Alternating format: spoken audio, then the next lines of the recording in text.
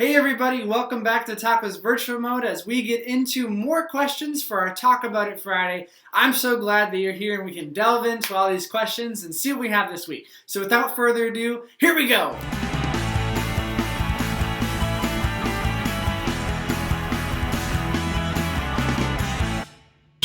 Okay everybody, as always we are going to kick off the video with a starter.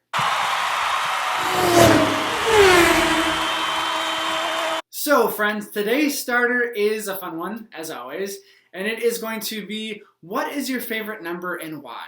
So friends, I think I have two favorite numbers. Now I know I can only have one, and that's okay, and I will determine that I have one, but I've kind of had two numbers that I really like. The first number that I really like is number 76. Now the one reason that I really like number 76 is because it was the number I was when I was playing football. The other number that I really like and have liked my entire life, so I guess I would say that this is my favorite number, is number 24. When I was a little kid, I was really into NASCAR. That's right, I was a big racing fan.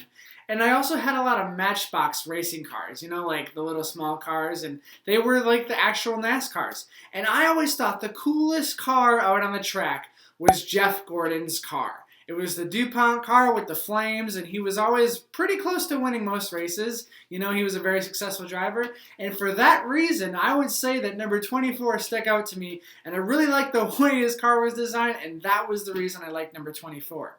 It has always been kind of a sharp number in my mind. Number 24. And I guess just how I was really enamored by racing and loved the way his car looked, kind of just put it into my brain, and I still like number 24 to this day. And when I think of the number 24, I see Jeff Gordon's car. So that is my favorite number, and that is our starter for today.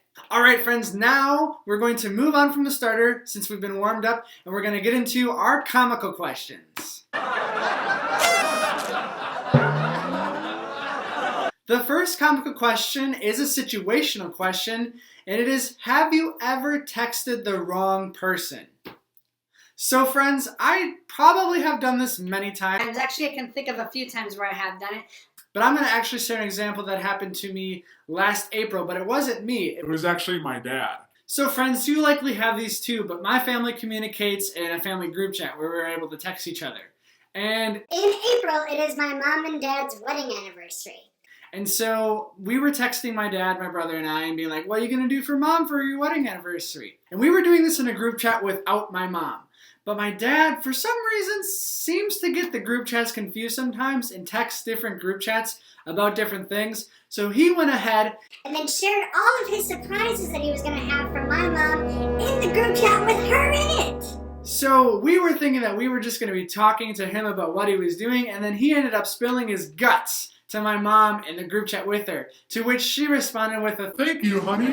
So that would be one of the times that I have been a part of a group or something where the text did not go to the right person and things were discovered and surprises were blown, but it ended up being pretty good because my mom was pretty excited about the things that he had planned, where he was making her dinner and everything like that. So yeah, but that would be one time where I was in that kind of situation. Our second comical question is, what is something that you secretly enjoy doing?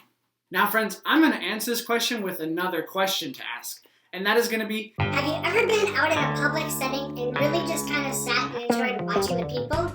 That's right, something I secretly enjoy doing. That's not something I share with everybody like as a hobby. But if I'm going to be out someplace in public, like if we're going to a shopping mall, and I've kind of said that I don't really care to shop unless it's part of a mission. You know, you go in and you're out and you got to have a purpose for going shopping? But if we're just going to the mall to hang out, to go shopping, I'm probably just going to sit on a bench and enjoy watching the people. I am a people watcher.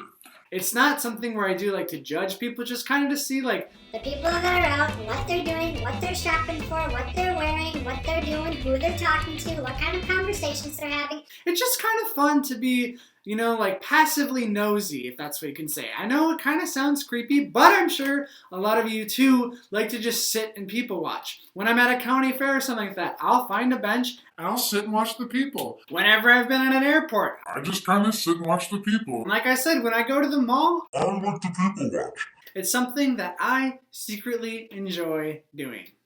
So friends, those are the comical questions for today. Now we are going to end the video by digging a little deeper.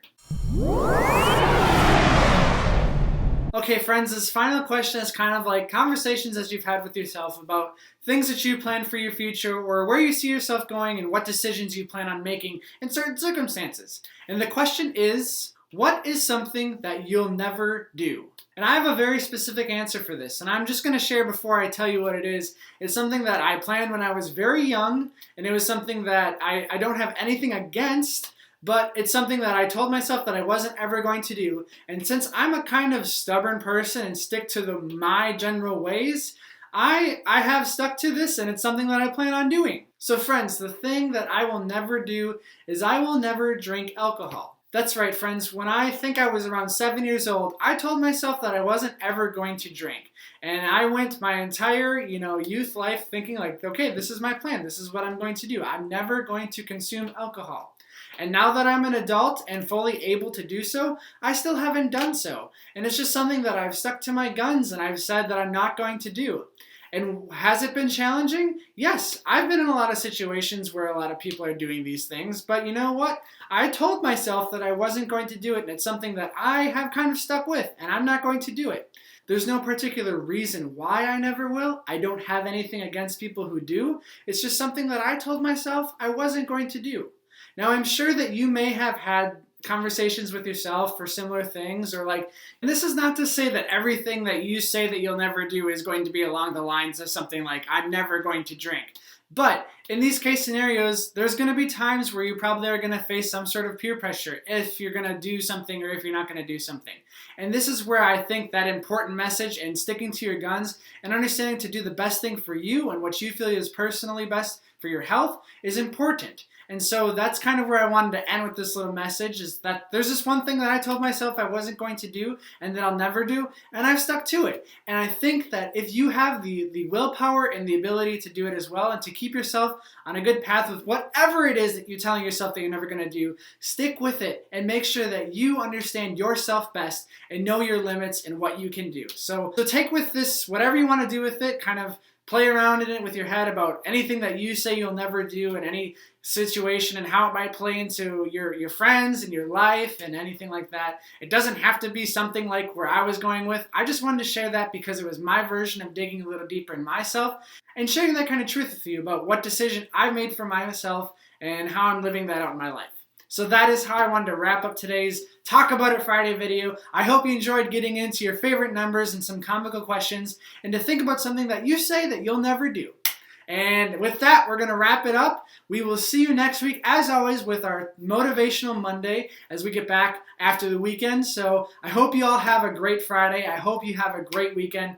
And as always, reach out to me if you need me. I'm here. We can talk like this, or we can, get on some text or some emails. So yeah. So that is all for today. I will see you on Monday. See you then.